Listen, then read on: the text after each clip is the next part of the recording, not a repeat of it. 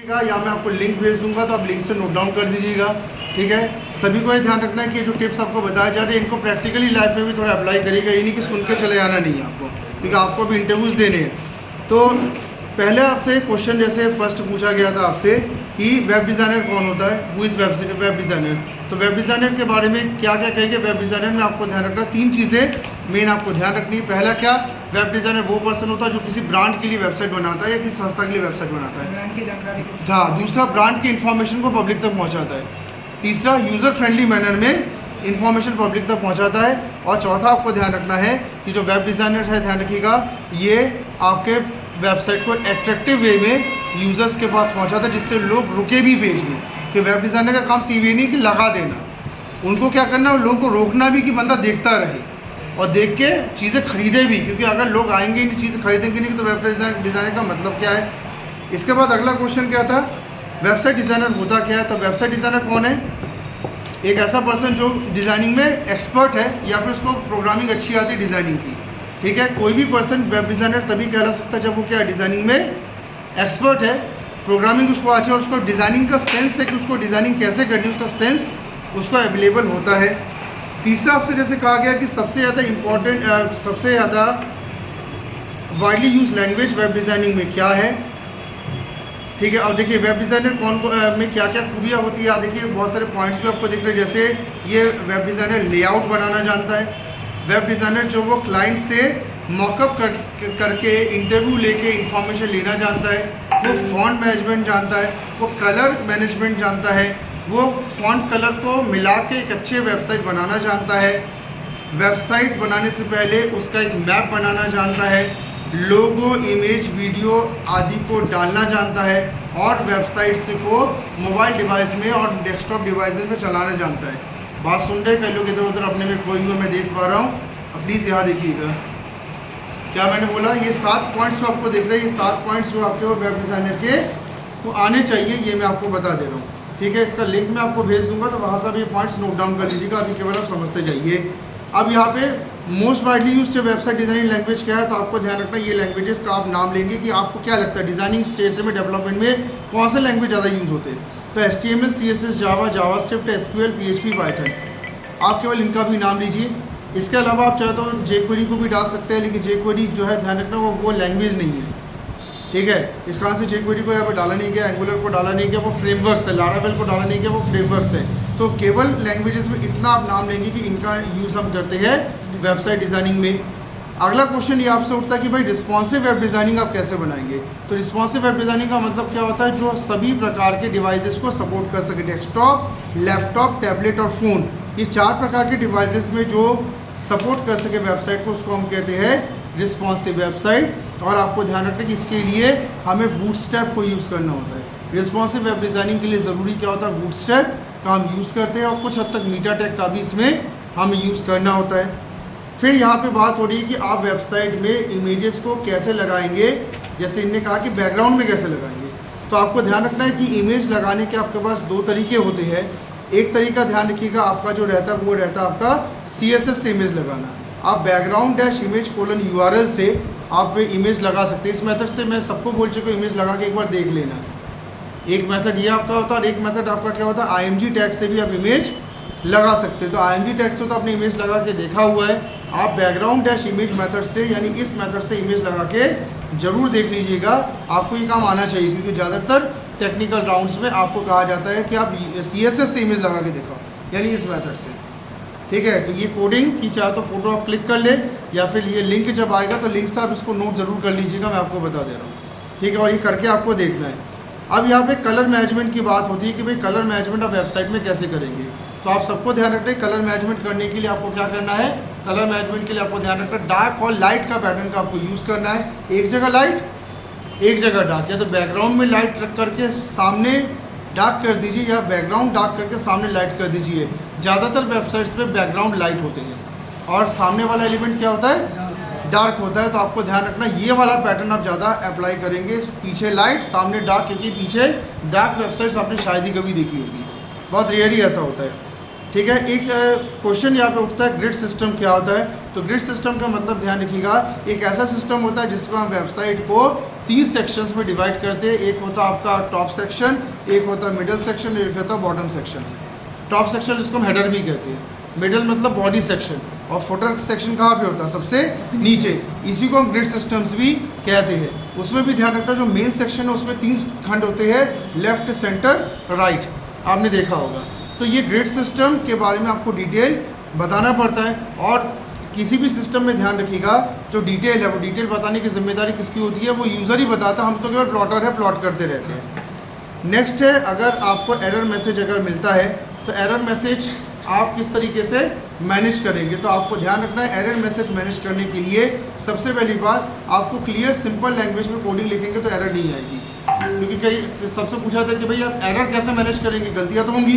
तो पहला पॉइंट क्या, क्लियर सिंपल लैंग्वेज में आपको कोडिंग लिखनी है। दूसरा है मीनिंगफुल कोडिंग लिखनी है, ज़्यादा उलझाने वाले कोड्स आपको नहीं लिखने हैं। मैं पहले ही बता चुका हूँ, बहुत ईजी कोड लिखूँ, बहुत टफेस्ट कोड आपको नेट से या बुक से नहीं लेने हैं। थर्ड आपको डालना है, हम इस समय जब एरर आए तो आप थोड़ा सा हम्बल भी बने रहिएगा और किसी को ब्लेम मत करिएगा। कई बार हम लोग क्या करते हैं कि अपने साथी को ब्लेम करते हैं कि इसके कारण एरर आ गया। हमें ध्यान रखना, ब्लेम गेम नहीं खेलना है। आप जिस टीम पे काम कर रहे हैं वहाँ पे ब्लेम गेम नहीं करेंगे। चौथा, नेगेटिव नहीं होइएगा। एरर आता है तो नेगेटिव आपको होना नहीं है। कंपनी जानना चाहती है कि भाई आप नेगेटिव माइंडसेट वाले तो नहीं हो कि पता चला 50-60 एरर आए, आपने हथियार डाल दिया, हमें करना ही नहीं है काम। एरर तो आएंगे, ठीक है, गाड़ी चलाओगे तो गिरोगे। और provide a solution to resolve the error. सबसे इंपॉर्टेंट चीज़ क्या है कि भाई सोल्यूशन आपको निकालना पड़ेगा कि एरर आ क्यों रहा है। अभी तो ध्यान रखना, एरर आप मुझे दिखा देते हो और मैं सोल्यूशन बता देता हूँ। जब जॉब करेंगे तो एरर आप ही को आपस में निकालना पड़ेगा, कोई आपको एरर फाइंड करके बताएगा नहीं। आप ही को सोल्यूशन निकालना, नेट से देख लो, किसी कहीं से रिसर्च देख लो और पता करो। और उसके बाद आपको ध्यान रखना है कि एरर मैसेज जो हमको करेक्ट तो आप ही को करना है। और एरर मैसेज अगर ज़्यादा भी आए तो ज़्यादा टेंशन में, डिप्रेशन में, स्ट्रेस में आपको नहीं आना है। तो आपको ध्यान रखना है कि पहली बात तो कोडिंग आप अच्छे से लिखेंगे, सिंपल लिखोगे तो एरर नहीं आएगी। और दूसरी बात है कि एरर आ भी जाए तो घबराओ नहीं, हम उसका मुकाबला करेंगे, फाइंड करेंगे और हम उस एरर को जल्दी रिजॉल्व करेंगे, बिना स्ट्रेस में आए, बिना टेंशन में आए। ठीक है, अब बड़े इंपॉर्टेंट क्वेश्चन एक आपके सामने आ रहा है कि वेबसाइट डिज़ाइनिंग में प्रॉब्लम्स क्या क्या आती है। तो देखिए, लिस्ट है प्रॉब्लम्स की। सबसे बड़ी बात क्या है, वेबसाइट डिज़ाइनिंग का आउटडेट टेक्नोलॉजी को कई बार आप यूज़ करते तो वो सबसे बड़ा प्रॉब्लम बन जाती है क्योंकि उनमें चेंजेस नहीं होती। फिर नेविगेशन प्रॉपर नहीं होता। वेबसाइट्स में देखा गया कई बार ये पूछा जाता है कि आप वेबसाइट डिज़ाइनिंग में क्या क्या आपने दिक्कतें खाई। तो पहली बात क्या, डिज़ाइन पुअर। हमें कोई ऐसी वेबसाइट को चेंज करने के लिए कहा गया जिसकी डिज़ाइन क्या पुअर है। नेविगेशन नहीं है, मतलब ए टैग का यूज़ बहुत अच्छा नहीं, एंकर टैग एकदम फेल था, एसईओ था ही नहीं वेबसाइट में, सर्च इंजन ऑप्टिमाइजेशन नाम की कोई चीज़ नहीं थी। तो बंदा आता तो था पर बंदा वहाँ से भाग भी जाता था। चौथा क्या है, अनक्लियर ऑब्जेक्टिव के साथ जो वेबसाइट बनाते हो उनकी वेबसाइट हमेशा पुअर बनती, मतलब पहले दिमाग में फ्रेम करना पड़ता है बनाना क्या है, देन आप उसको बनाओ। आप अगर बिना सोचे समझे उतरते हो वेबसाइट बनाने, कभी बना नहीं पाएंगे। कई बार बहुत ज़्यादा लोग इमेजेस का यूज़ करते हैं, आइकन्स का ज़्यादा यूज़ करते हैं, कलर बहुत ज़्यादा डालते हैं, टेक्सचर बहुत ज़्यादा डालते हैं, ये भी वेबसाइट डिज़ाइन को ख़राब कर देता है। हद से ज़्यादा इमेज डालने की ज़रूरत नहीं है, 2-3 इमेज ठीक है। आप पता चला कि हर पेज में 50-60-100 इमेज डाल लो तो डिज़ाइन क्या होता है, ख़राब। क्वालिटी कंटेंट आपका पुअर होगा तो वेबसाइट डिज़ाइन भी आपकी पुअर होगी, मतलब कंटेंट कुछ भी नहीं है वेबसाइट में, बंदा आए तो रुके किस चीज़ के लिए। नेक्स्ट है, पुअर क्वालिटी इमेज भी वेबसाइट डिज़ाइनिंग को ख़राब करता है। मतलब कई बार होता है ना, ब्लर इमेज हम लगा देते हैं, मतलब लगा तो हमें क्या करना। तो जब ब्लर इमेज आप लगाओगे तो लोग आपकी वेबसाइट में रुकेंगे क्या, रुकने से रहे। तो आपको ध्यान रखना कि एकदम हाईएसडी इमेजेस आपको लगानी पड़ती है वेब डिज़ाइनिंग में। और कई बार कॉन्टैक्ट डिटेल्स भी हाइड किया जाता है, हिडन कॉन्टैक्ट डिटेल्स भी ध्यान रखना आपकी वेबसाइट के लिए गलत है। आपके वेबसाइट में कॉन्टैक्ट डिटेल्स होना चाहिए। अगर आपकी वेबसाइट में अपलोड टाइम बहुत स्लो है, यानी वेबसाइट धीरे धीरे खुलता है, तो ध्यान रखिएगा उस वेबसाइट में कभी भी कोई नहीं आता। आज इंसान जल्दी चाहता है, आप भी चाहते हो कि आपकी गाड़ी तुरंत चालू हो। पहले लोग किक से चालू करते थे, आजकल सेल्फ से स्टार्ट करते, क्यों, सेल्फ जल्दी स्टार्ट करता है। तो अगर मान लो कि गाड़ी चालू ना हो तो आप भी गाड़ी छोड़ के दूसरी गाड़ी लेके चले जाते हो या टेम्पो पकड़ निकल जाते हो। हमें वो नहीं, अरे देख लेना, इसको देखा जाएगा।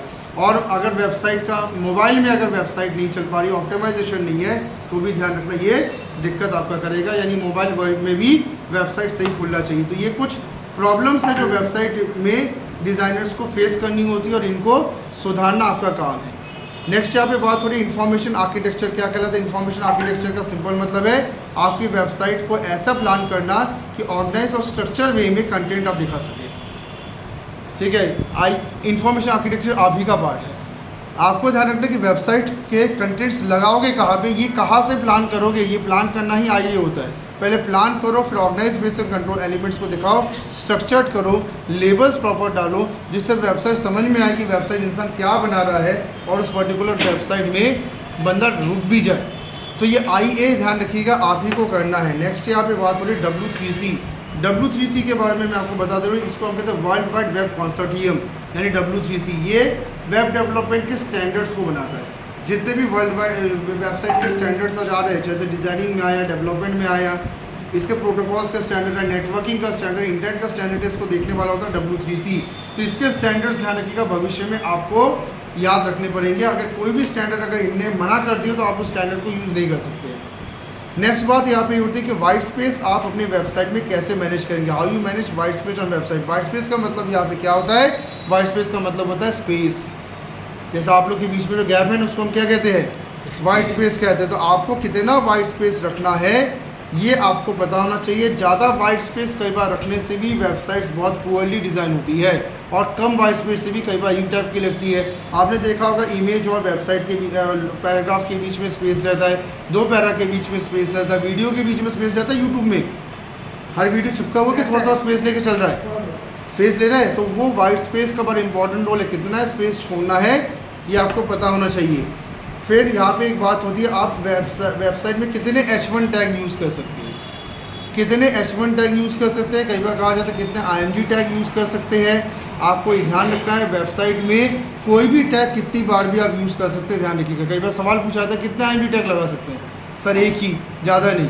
आप जितनी बार भी लगा सकते हैं, लेकिन ध्यान रखिएगा डिज़ाइनिंग में ओवर यूज़ ना दिखे। ज़्यादा H1 लगाओगे तो IMG टैग का वेबसाइट दिखने लगता है।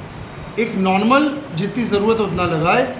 HTML ने मना नहीं किया, लेकिन यूज़र के पॉइंट ऑफ व्यू से सोचिए कि उसको कैसा लगेगा पूरा H1 लगाए, या इतनी इमेज की वेबसाइट में कंटेंट है नहीं, सिर्फ इमेज ही इमेज है।